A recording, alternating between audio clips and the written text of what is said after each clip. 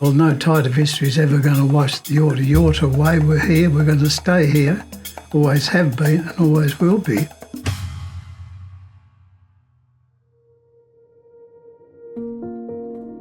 I'm a senior elder and traditional owner, and I've also been very active in the Yorta Yorta people's struggle for land justice over the years.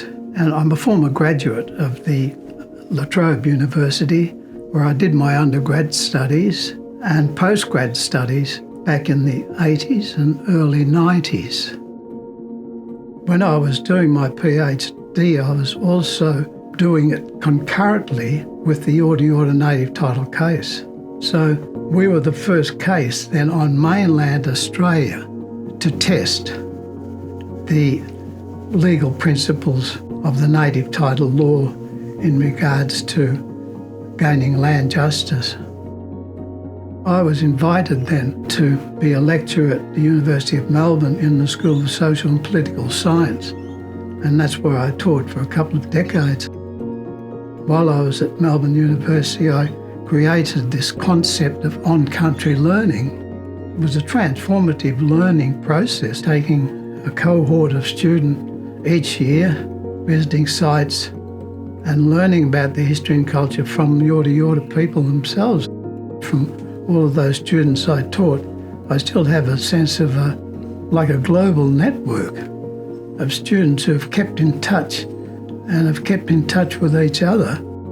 This is a major contribution to Indigenous studies in Australia and internationally. In retirement, I finally had a chance to answer that question of when are you going to publish your book? And so I said, okay, it's time to get down to it. And get down to it we did. The book reflects my life story as a Yorta Yorta person, but it's also about our life as a community.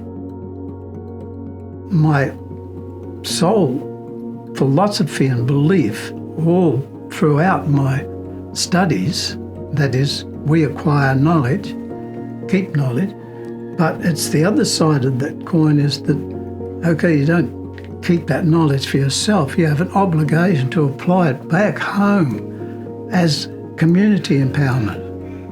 And so that's the process I've always been committed to, and this now is the culmination of that